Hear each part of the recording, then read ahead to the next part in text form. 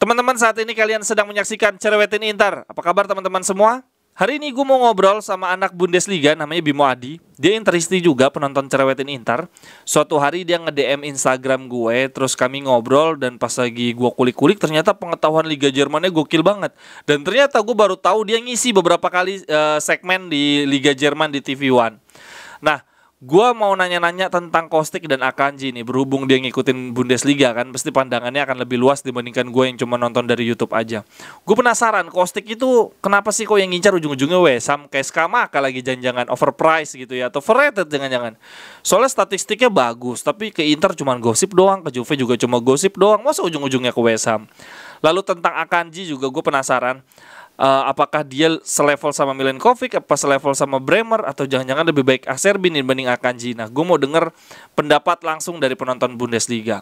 Oh ya teman-teman, di sini yang punya usaha di Tokopedia atau Shopee ingin gue bahas, ingin gue promosikan, silakan lo dengan senang hati kirim barangnya ke sini. Nanti gue daftar jadi affiliate marketing juga. Jadi kita simbiosis mutualisme ya. Gue promosikan, nanti begitu terjual gue kan otomatis dapat komisi dari situ. Itu di kolom deskripsi ada link. Kalau teman-teman buka isinya produk-produk yang gue rekomendasikan. Ada baju bola, ada topi Inter, ada apa namanya e-tol Inter, ada food cart juga. Nah kalau teman-teman tertarik produknya gue bahas, gue masukin ke daftar katalog tersebut, silakan kabari gue aja. Nanti kita ngobrol-ngobrol. Oke deh, kita langsung aja ngobrol dengan Mas Bimo Adi.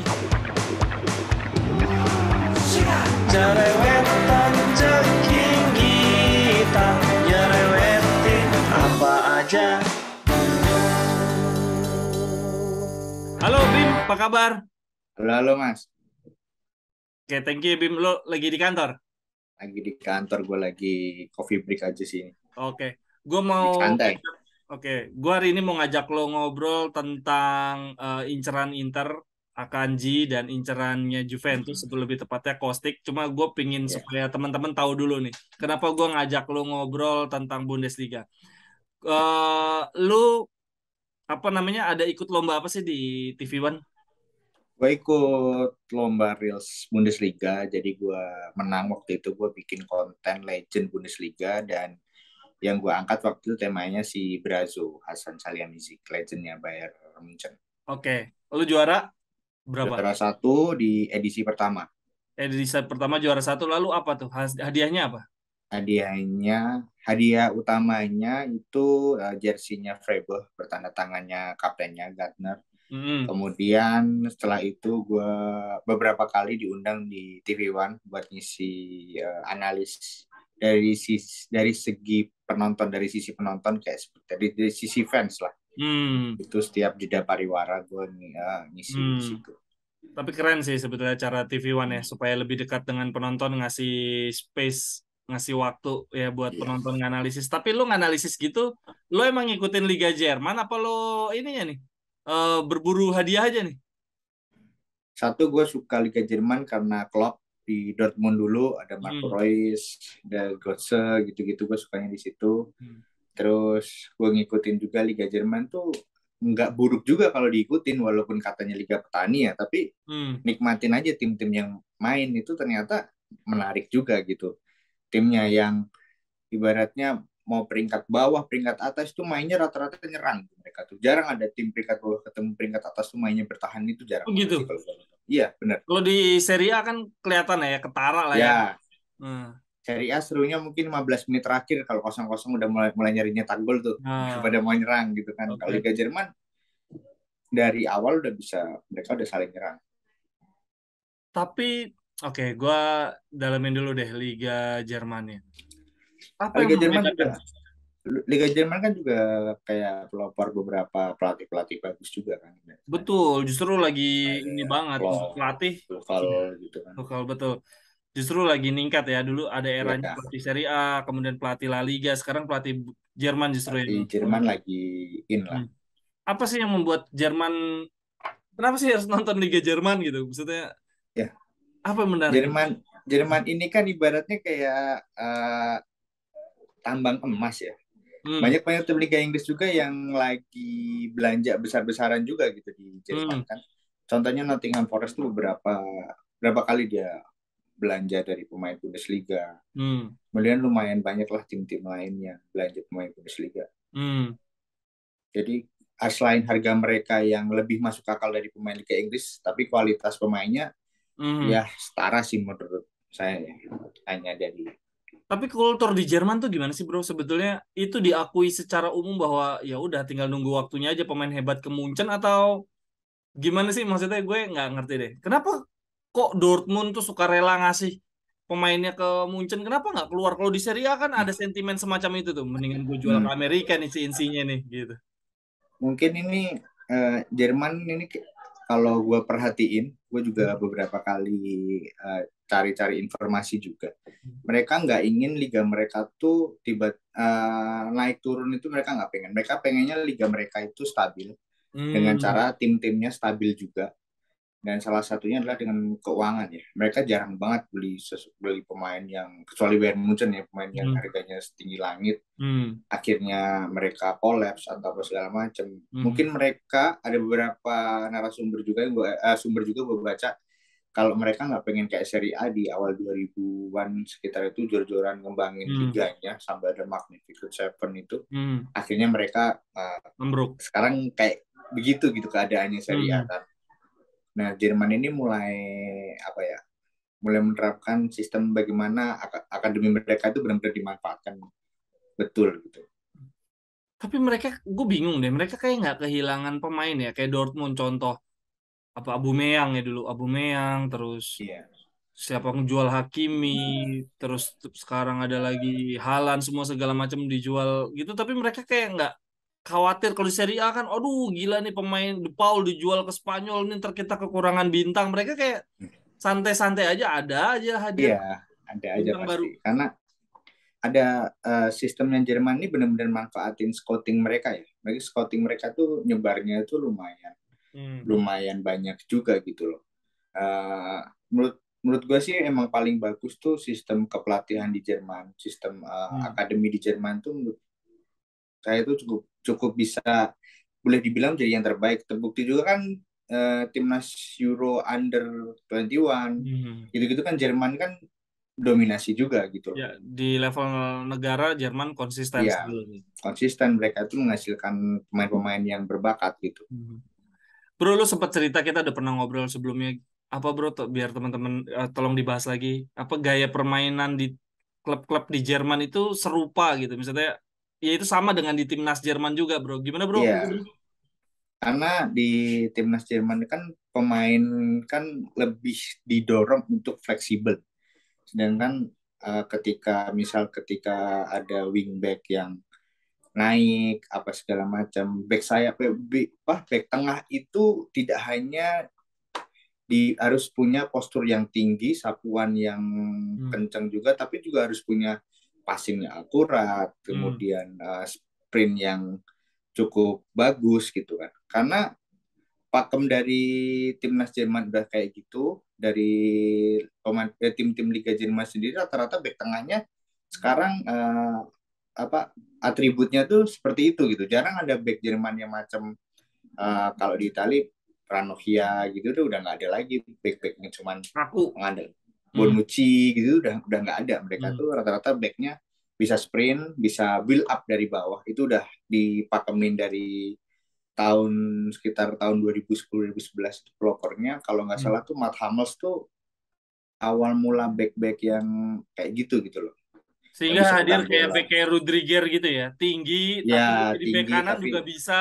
iya mobile pemain-pemain mobile contohnya Joshua Kimmich itu kan emang dididik buat bisa semua posisi Kimmich gitu kan itu tapi bukan center back dong. Dia back kanan tapi jadi apa defensive midfielder juga. defensif dia bisa jadi back tengah juga kalau emang Oh, dipaksain gitu dia. kayaknya Lam kalau Lam nggak gitu ya dulu ya. Philip Lam gitu nggak sih? Philip Lam zaman Guardiola dia di gelandang bertahan dia Oh malah. iya iya iya betul itu dia. Serupa ya maksudnya mereka Serupa. mencetak pemain ya itu ya multifungsi tapi ya itu aja maksudnya kalau bek Itu kanan aja ada patternnya gitu ya. Bek kanan dia ada bisa di patternnya. depan. Hmm. Sepak bola Jerman tuh udah kelihatan patternnya gitu sebenarnya. Dan jarang ada tim kalau era sekarang jarang ada tim yang menggunakan formasi 4 back. Rata-rata 3 back kalau Liga Jerman. Oh gitu. Iya, 3-4-3, 3-5-2. Karena 3 back ini 2 back buat towering, satu buat back satu kalau ada perubahan strategi yang mendadak. Menyerang jadi Misal, lebih maju gitu ya, lebih iya, fleksibel ya. bisa yang wing dari 4 wing di depan ini Hmm. bisa ditarik ke belakang, bagaimana bisa fleksibel lah Liga Jerman Hmm. sekarang formasi. Makanya Ginter juga kayak Rudiger juga ya, jadi back kanan bisa, Iya, jadi center back bisa gitu ya. Ginter tuh gelandang, sebenarnya dia box to box juga bisa, gelandang Hmm. bertahan bisa, back tengah bisa, back kanan bisa, banyak yang seperti itu. Jadi itu ya bro, emang gaya main Jerman yang diimplementasikan di timnas ya. Jadi di timnas Yes. terlalu gampang nyari pemain ya. Di posisi striker pun sekarang Jerman udah jarang ada Miroslav Klose atau Oliver Bierhoff sih sebenarnya. Dia rata-rata strikernya bisa kayak jadi false nine sih. Kalau Kayak di Havertz juga kayak kayak gitu-gitu ya Havertz, timnasnya. Timo Werner, sekarang ada Karim Adeyemi. Itu benar-benar Hmm. dia tipikal-tipikal winger tapi bisa ditaruh di tengah juga. Iya, iya, iya, iya, iya. Di satu sisi ya monoton sih, maksudnya pemainnya dicetak sesuai dengan keinginan, tapi di satu sisi jadi Ya, variatif karena mereka bisa jadi banyak. variatif. Oke. Dan kepake gitu sampai sepak bola yang bagus kan menurut saya pemain sepak bola yang bagus adalah pemain yang bisa bermain di mana aja gitu kan. Tapi di satu sisi ini sih bro, kalau gue ngeliatnya, berarti ya Jerman jadinya nggak takut kehilangan pemain pilar ya, artinya selalu ada pemain yang bisa ngisi posisi Ya. itu ya. Permasalahan di Jerman sih sekarang ini lagi nyari Manuel Neuer yang baru ya. Oh, justru di Iya. itu. Di kiper masih beberapa kiper masih belum menunjukin kalau layak buat ngegeser Neuer. Ter Stegen punya, tapi secara Ter Stegen ini tipikal kiper yang bagus di passing, tapi untuk atribut kiper masih gitu. sedikit kurang dia ya. Handal banget di masa tua ya. Iya. Misalnya Passingnya agak bagus, atribut utama sebagai kiper malah kurang ya. iya, tapi kayak begitu kan. Oke bro, sekarang kita mengerucut ke, gue penasaran di Kostik dulu deh. Kostik itu dari 2 tahun yang lalu digembar-gemborin, sempat Lazio sampai ada salah email Iya. segala. Sekarang isunya ke Juventus, terus ke Inter. Itu gimana sih bro, Kostik tuh seberapa bagus sih sebetulnya? Dari statistik kan gila. Wingback nomor 10 dia doang. Dari zamannya mungkin Mihailovic lah gue menganggapnya dia itu. Cuma kenapa yang ngincer gitu-gitu aja ya? Gak jadi beli gitu. Kostik ini kan sempat terakhir itu kan mau ke West Ham, tapi West Ham malah beli Maxwell Cornet dari Burnley. Ya.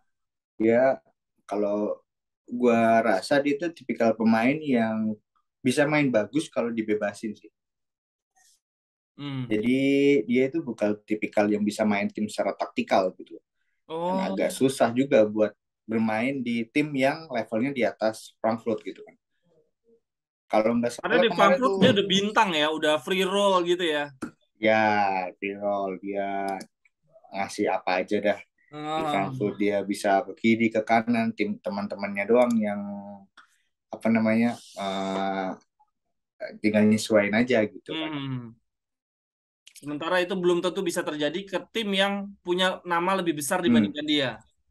Nah kemarin kan sempat lihat juga tuh Bayern Munchen sama Frankfurt kan kebantai 6-1. Frankfurt ini kelihatan banget kalau udah matiin Kostik udah susah juga Frankfurt. Dan Kostik kalau teman tinggal nusuk-nusuk sendiri aja udah nggak bisa ngelewatin dia. Dia harus, kalau staminanya udah menurun sih dari setahun kemarin ini. Walaupun dia sempat juara Europa League, saya pribadi sih agak menurun performanya dia. Oh ya. Padahal usia masih 29 ya. Masih 29. Tapi defense-nya emang sejelek itu ya. Dari yang gue baca, defense-nya dia tuh ya nggak sepadan dengan kemampuan menyerangnya, dan padahal dia wingback harusnya seimbang gitu ya. Kalau di Frankfurt season kemarin dia lebih condong ke depan, lebih jadi winger depan gitu. Emang dulu dari back kiri atau gelandang kiri mulai didorong agak naik kayak Gareth Bale gitu dia. Emang defense-nya dia kalau gue lihat kemarin tuh sering banget turunnya lama banget, kasihan teman-temannya gitu kan. Sampai di menit 74 atau 75 gitu dia diganti sih.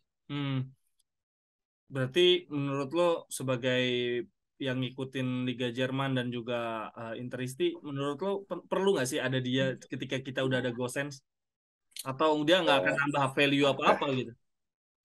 Menurut gue sih mendingan nyari wingback, bener-bener wingback ya, daripada kayak gitu-gitu. Soalnya atribut menyerangnya tuh terlalu besar daripada atribut defense-nya gitu. Harus nyari yang stabil sih. Ya, ya, ya, ya. Mungkin itu juga ya alasan Juventus juga belum. Dan umur sih, Iya, umur sih. 29 ya.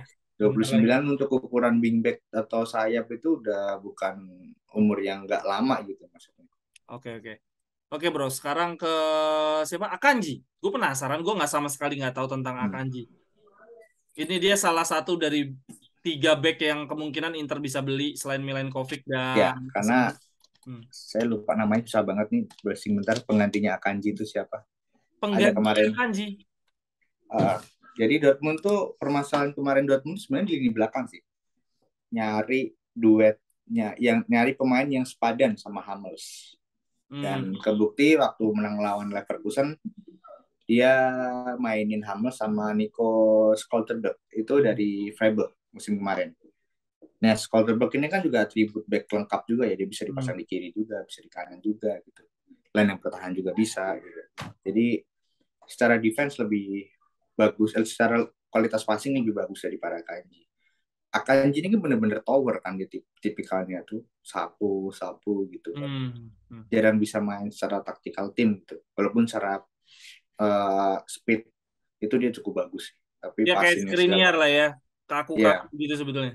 Iya, kaku-kaku, kadang passingnya kadang nggak nyampe apa segala macam. Kalau seingat gue Akanji itu jarang clean sheet loh, jarang clean sheet di Dortmund tuh dia kalau main. Tapi dia pilar nggak sih musim lalu? Pilar dia, tapi sempat cedera berapa Ya, cedera kali. cukup panjang juga. Ya, 6 kali cedera apa berapa? 6 pertandingan apa berapa gitu. Lumayan lama. Tapi Dortmund main 3 back tapi ya. Dortmund 3 back. Dia jadi center back tengahnya atau di mananya dia? Dortmund di atas kertas emang main 4 back ya, tapi kalau waktu main di lapangan ya, prakteknya dia main 3 back. Sebenarnya.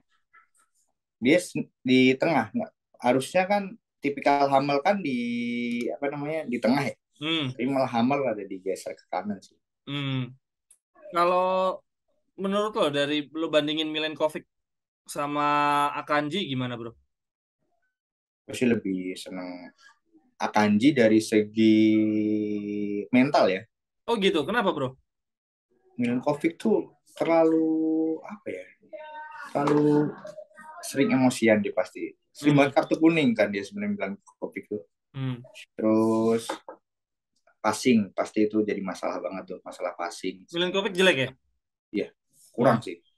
Kalau dibanding sama Bastoni apa Skriniar ya itu levelnya di bawah dia. Oh, Skriniarnya udah jelek banget sebetulnya. Iya sebenarnya, tapi masih mending lah. Skriniar tuh kalau long ball masih bisa lah, tapi kalau bola-bola bawah, bola-bola pendek itu aduh.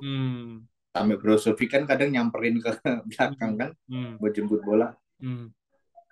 Sementara Akanji kata lo tadi nggak begitu bagus untuk passing di iya, itu. Untuk level Dortmund. Kalau menurut gua mendingan back Inter tuh maksain Di Marco ya, Bastoni, Skriniar, Di Marco sih, nggak tahu kenapa sih. Buat biar ada passing-passingnya aja gitu. Tapi kalau berarti kalau De Vrij kan dari Villarreal kemarin main lawan Villarreal jelek ya? Waduh, udah menurun sih. Iya, De Vrij parah banget sih itu udah. Makanya itu menurut gue penggantinya Ranocchia tuh ya nggak secara harafiah berarti dia jadi pelapis De Vrij sih. Harapan gue De Vrij justru yang jadi pelapis aja. Ya, Akanji kalau di Liga Italia masih bisa lah, kan Liga Italia kan jarang kan ada build up dari bawah gitu kan, rata-rata mainnya masih dari samping juga. Tapi gimana menurut lo levelnya Akanji sama Milenkovic nih kan? Milenkovic kan menurut gue kalau di Serie A dia masih level ya masuk, kalau nggak top tier ya second tier lah. Dia maksudnya masih mungkin dia nggak sehebat Bremmer, dia masih atas lah si Milenkovic tuh, Kumbula gitu segala macam. Iya. Kalau Akanji di level mana dia bro? Kalau di Bundesliga menurut gue masih second tier yaitu. Wah, apalagi di Serie A atau sebaliknya second tier di Bundesliga bisa. Nah, sekarang kebalikan, second tier di Bundesliga ini pasti jadi top tier di Serie A nih. Oh gitu. Iya, menurut gue kalau sekarang ya. Karena secara taktikal, secara kualitas liga itu Serie A menurut gue di bawah Bundesliga sih sekarang. Iya sih, gue berkaca di Hakimi juga sih waktu itu dari Dortmund juga ke Dortmund tiba-tiba di Inter kayak begitu kan, luar biasa banget kan.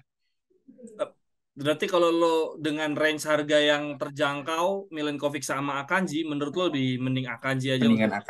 Mendingan Akanji sih. Oke Tapi deh.